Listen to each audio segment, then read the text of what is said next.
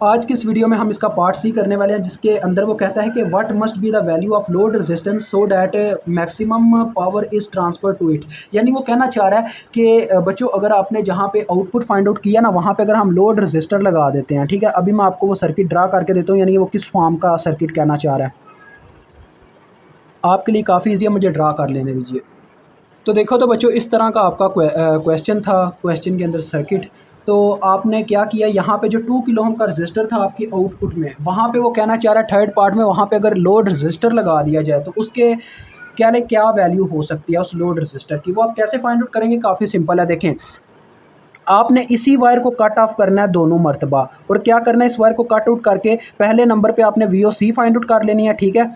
We O C open circuit के साथ, यानी वही प्रीवियस क्वेश्चन एक दफ़ा रिपीट होगा, उसका ए पार्ट। फिर उसका बी पार्ट, यानी कि आपने क्या करना है, V O C find out करने के बाद I S C find out कर लेनी है, शॉर्ट वायर कनेक्ट करके, जो आपको प्रीवियस में अभी समझाया। तो we O C I S सी जब आपको मिल जाएगा, आपने डायरेक्ट आर थेवेनिन्स का फार्मूला लगाना है, जो कि क्या होता है आपके पास है, वही ओहम्स लॉ, यानी कि V O C divided by I S C. यानी कि आपको आर थेवेनिन अलहदा से फाइंड आउट करने की ज़रूरत नहीं पड़ेगी इसमें। थर्ड पार्ट में ये क्वेश्चन अलहदा से आते हैं, यानी कि मेजर पार्ट बन के।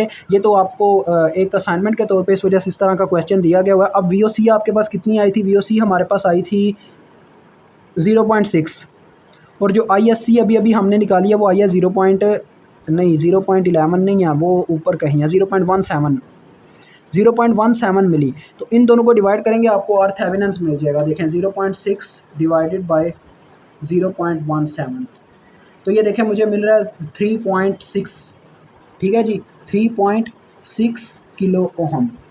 तो यही आपका आर थेवेनिन्स था। जब आपको आर थेवेनिन्स मिल जाता ना, इसके बाद आप मैक्सिमम पावर यानी कि ट्रांसफ़र के जो थ्योरम है उसके अंदर क्या करते हैं, आपने वी ओ सी यानी कि थेवेनिन्स का फार्मूला या नॉर्टन का फार्मूला, किसी एक फार्मूले को चूज़ करना होता है, जिसमें मैं हमेशा प्रायोरिटी देता हूँ थेवेनिन्स को, बिकॉज उसका फार्मूला इजी है। वी ओ सी वोल्टेज के साथ आपने क्या करना है, उसके मेजर सर्किट को ड्रा करना है, ठीक है।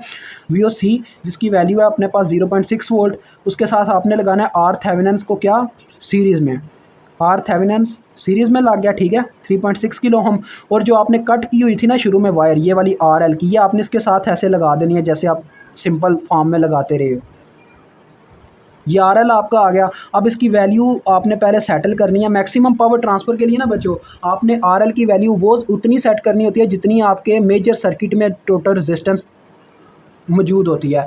लाइक अभी इसमें सिर्फ आर थेवेनिन्स मौजूद है। अगर एक और रजिस्टर लगा होता तो पहले मैं उन दोनों का सीरीज़ कम्बिनेशन निकालता, सम अप करता उनको, या पैरेलल में लगा होता तो पैरेलल कम्बिनेशन निकालता, ठीक है। यानी कि टोटल रेजिस्टेंस पहले दूसरी सर्किट की निकालता, इसमें जो मेजर पार्ट में रेजिस्टेंस देखने को मिलती, तो फिर वो जितनी निकलती उसको आर एल के बराबर रखता। अब इसमें सिर्फ एक रजिस्टर लगा हुआ है, इसी को मैं आर एल के बराबर रख लूँगा, यानी आ जाएगा R L is equal to R Thevenin's which is equal to 3.6 kilo हम।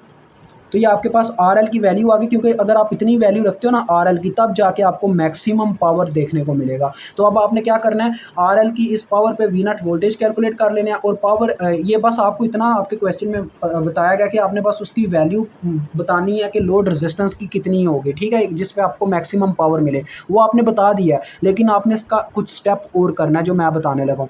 आपने यहाँ पे पहले इसके वोल्टेज कैलकुलेट कर लेने हैं। यहाँ पे सिंपल आपको नज़र आ रहा है वोल्टेज डिवीजन रूल लगना है। तो वी नॉट कैसे कैलकुलेट करेंगे, वोल्टेज डिवीजन रूल की मदद से। जिस रजिस्टर के क्रॉस आप फाइंड आउट कर रहे हो, यानी कि अगर सिंगल लूप हो तब ये रूल लगता है, यानी कि वोल्टेज डिवीजन रूल। तो जिस रजिस्टर के क्रॉस आप वोल्टेज फाइंड आउट कर रहे हो, उसकी रेजिस्टेंस को ऊपर रखो, बटे में रखो टोटल रेजिस्टेंस, यानी कि पूरे सर्किट की रेजिस्टेंस, जो कि होगी 3.6 के प्लस 3.6 के, और मल्टीप्लाई करवा दो सप्लाइड वोल्टेज के साथ, जो कि 0.6 वोल्ट है। और मुझे साफ नज़र आ रहा है ये 0.3 वोल्ट आने वाले हैं, आप चेक कर सकते हैं, ठीक है। 0.3 वोल्ट आपको वी नॉट मिल गया। अब आपने पावर चेक कर लेनी है कितनी बनती है। देखो बच्चों, मैक्सिमम पावर का साइन होता है P max is equal to, ऐसे भी कहते हैं, पी आर एल भी कहते हैं, इसके कई नाम होते हैं, ठीक है। तो ये आपने इनको कैलकुलेट करके देनी है। पावर के आपको पता है 3 फार्मूले हैं, एक है वी आई, एक है वी स्केयर अवर आर, और एक है आई स्केयर आर। अभी हमारे पास क्या है, लोड रजिस्टर के अकॉर्डिंग हमारे पास इसके वोल्टेज है और इसकी रेजिस्टेंस है, यानी कि मैं V square over R formula इस्तेमाल कर सकता हूँ। तो ये आ जाएगा वी नॉट का स्केयर ओवर आर एल।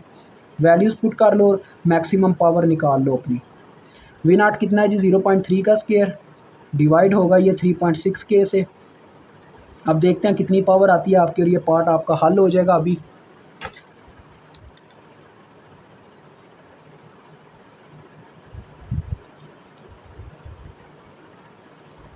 तो ये आपके पास आती है 0.025 मिली वाट, 0.025 मिली वाट। ठीक है जी, ये आपके पास इतनी पावर आती है। तो मुझे उम्मीद है आपको इसकी समझ आ गई होगी। खुदा हाफिज़।